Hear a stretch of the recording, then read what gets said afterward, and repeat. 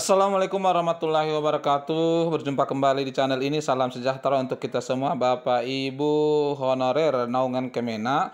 Berikut Bapak Ibu sekalian kita informasikan ya, ini yang banyak ditanyakan terkait dengan tahapan pendaftaran untuk Bapak Ibu naungan Kemenak.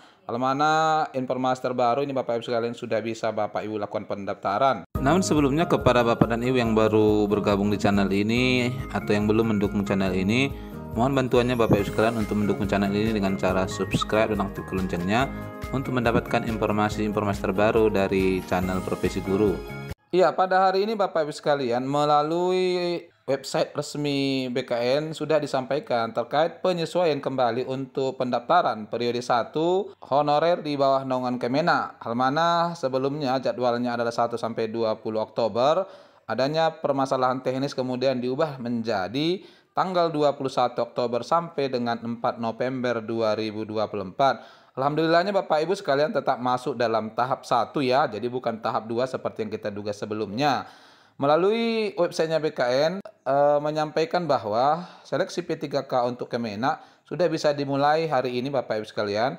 Perubahan ini menyusul adanya permintaan Kemenak RI kepada Panselnas melalui BKN. Ini memang yang banyak sekali ditanyakan oleh rekan-rekan di bawah naungan Kemenak ya. Hal mana ditunggu mulai tanggal 1 sampai tanggal 20 atau sampai berakhirnya pendaftaran tidak juga dibuka. Nah, ini memang ada kendala teknis sepertinya. Namun sudah bisa Bapak Ibu sekalian ya, Bapak Ibu daftar, silakan masuk ke SSCASN ya. Bapak Ibu sudah bisa melanjutkan hal mana sebelumnya mungkin sudah buat akun. Itu ya Bapak Ibu.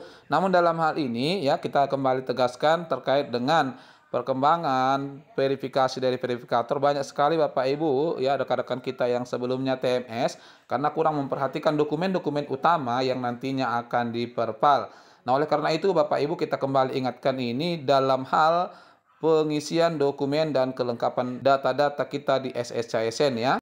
Ini banyak ditanyakan oleh rekan-rekan. Dokumen yang nanti yang akan diverifikasi dan validasi untuk menyatakan Bapak Ibu lulus seleksi administrasi atau tidak adalah dokumen yang ada di bagian poin-poin berikut ini. Ini untuk guru Bapak Ibu sekalian ya. Bapak Ibu sekalian bisa lihat di sini 1 2 3 4 5 6 7 ya, semuanya wajib. Kalau untuk teknis dan nakes nanti ada tambahannya. Pertama yang mau kita sampaikan ya adalah untuk dokumen nih yang Bapak Ibu sekalian setelah unggah bisa dilihat dan ternyata tidak terbaca, Bapak Ibu tidak bisa menghapus ya di sini, tetapi Bapak Ibu bisa unggah ulang. Nah, nanti unggahan yang terakhir yang akan dimasukkan di sini otomatis ya Bapak Ibu. Nah, ini semuanya diperhatikan betul ya, masing-masing ukurannya, kemudian ketentuan sesuai dengan surat edaran yang disampaikan oleh daerahnya. Utamanya Bapak Ibu sekalian adalah terkait dengan format surat lamaran, kemudian juga pas foto ya. Ini yang juga harus kita perhatikan sesuai dengan ketentuan. Nah, kita akan bahas satu persatu penyebab TMS-nya seorang peserta di seleksi P3K 2024. Namun Bapak Ibu sekalian, sebelum kita lanjut nih, kalau menurut Bapak Ibu penting untuk di-share, mohon bantuannya di-share ya Bapak Ibu sekalian agar informasi ini tersampaikan kepada rekan-rekan yang lain. Itu ya Bapak Ibu. Seperti yang Bapak Ibu ketahui bahwa nanti seleksi administrasi akan dimulai dari tanggal 1 sampai dengan 29 Oktober. Artinya Bapak Ibu, kalau Bapak Ibu sudah resum, nah Bapak Ibu sudah akan mulai diperpal oleh panitia. Panitianya itu sendiri adalah pusat dibantu dengan admin dari Pemkap ya, BKPSDM atau BKD-nya. Ini Bapak Ibu sekalian. Dan pengumuman hasil seleksinya nanti direncanakan di 30 Oktober sampai 1 November, ada 2 hari. Di sini kita akan bahas poin yang kedua adalah bentuk-bentuk hasil seleksi administrasi. Yang pertama Bapak Ibu sekalian, kalau Bapak Ibu nanti lulus administrasi maka pernyataannya seperti ini ya, seleksi administrasi, selamat Anda lolos tahap administrasi berkas. Jadi kalau sudah lolos seperti ini, maka Bapak Ibu tinggal menunggu pencetakan kartu ujian. Di mana nanti pencetakan kartu ujian itu sudah memuat jadwal dan tempat Bapak Ibu ujian tiloknya sesuai dengan yang Bapak Ibu pilih gitu ya. Nah, ini beberapa Bapak Ibu sekalian yang akan kita sampaikan penyebab-penyebab TMS yang mana ini bisa Bapak Ibu cek untuk bisa diperbaiki sebelum tentunya resum ya. Mungkin sebentar lagi Bapak Ibu udah mulai akan resum. Yang pertama untuk seleksi administrasi, ini hasil tidak lulus atau TMS. Mohon maaf Anda tidak lolos tahap administrasi karena belum memenuhi persyaratan administrasi instansi yang dilamar. Maka selalu kita rekomendasikan Bapak Ibu sekalian ya, petunjuk dan aturan dari BKN itu kemudian juga harus disesuaikan dengan petunjuk dari BKPSDM atau BKD-nya. Siapa tahu ada tambahannya gitu ya Bapak Ibu. Nah, ini salah satu penyebabnya adalah alasan TMS dari verifikator foto tidak diperbolehkan melewati bagian dada dan tidak boleh terlihat tangan. Ini satu catatan kepada Bapak Ibu, yang mana fotonya adalah latar belakang merah, kemudian yang paling amannya adalah menggunakan baju warna putih. Yang kedua yang juga menyebabkan seseorang nanti gagal di seleksi administrasi atau TMS adalah ini Bapak Ibu sekalian, alasan TMS dari verifikator surat lamaran tidak sesuai dengan persyaratan, yaitu yang bersangkutan menggunakan huruf kecil, sedangkan dipersyaratkan harus menggunakan huruf balok. Nah, terkait ini Bapak Ibu sekalian memang seperti disampaikan tadi, harus kita kembali menyesuaikan ke surat edaran dari daerah kita masing-masing. Ada daerah-daerah yang mewajibkan surat lamaran itu ditulis tangan, ada juga daerah yang mensyaratkan itu cukup diketik saja, gitu ya Bapak Ibu. Nah, kita tentu harus mengikuti apa yang disampaikan oleh daerahnya, merupakan panitia lokal. Itu yang kedua ya, dimana disebutkan di sini surat lamaran sesuai dengan persyaratan instansi yang sudah ditantangani dan dibubuhi materai alasan TMS surat lamaran tidak sesuai dengan yang dipersyaratkan atau tidak sesuai ketentuan. Ini yang kedua.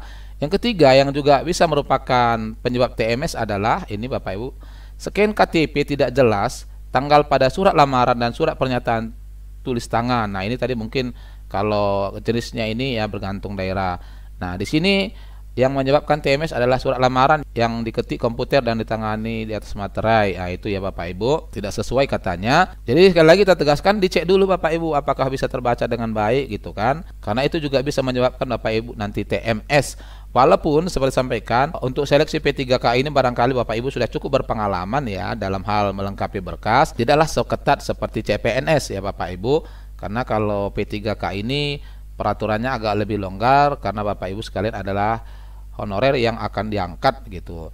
Nah, yang berikut yang juga bisa menyebabkan TMS Bapak Ibu sekalian adalah ini ya, alasan TMS dari verifikator rasio pas foto tidak sesuai ketentuan. Ini juga menjadi perhatian kepada Bapak Ibu.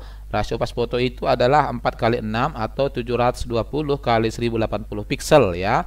Disebutkan sini syarat administrasi yang tidak terpenuhi.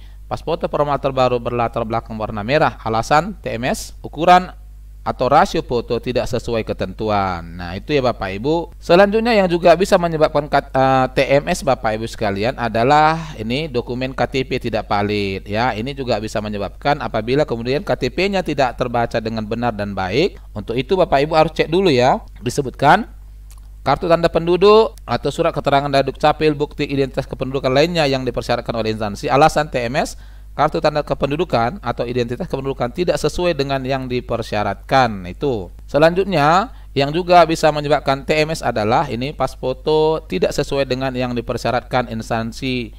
Nah, ini mengacu kepada surat edaran daerahnya ya Bapak Ibu. Ini mungkin juga adalah sama seperti tadi, harus kita sesuaikan dengan surat edaran daerah masing-masing. Yang berikut adalah yang juga bisa menyebabkan TMS, ini surat pernyataan dan surat lamaran tidak ditulis dengan tangan. Nah, ini mungkin sesuai dengan daerah masing-masing, tapi penyebab lainnya adalah surat keterangan bekerja fotokopi. Jadi harus yang asli ya Bapak Ibu. Jangan dibuat fotokopi. Itu alasan TMS lainnya. Selanjutnya yang juga bisa menyebabkan TMS adalah terkait dengan pakaian juga Bapak Ibu sekalian yang dipoto. Di sini sebutkan pakaian yang digunakan tidak sesuai ketentuan. Itu juga bisa menyebabkan TMS. Ini saya sampaikan karena memang masih ada nih batas waktu yang cukup panjang. Sebelum Bapak Ibu resum sebaiknya dilihat dulu ya Bapak Ibu sehingga kemudian Bapak Ibu tidak ragu. Nah, barangkali ini informasi yang bisa sampaikan Bapak Ibu sekalian, semoga bermanfaat. Assalamualaikum warahmatullahi wabarakatuh.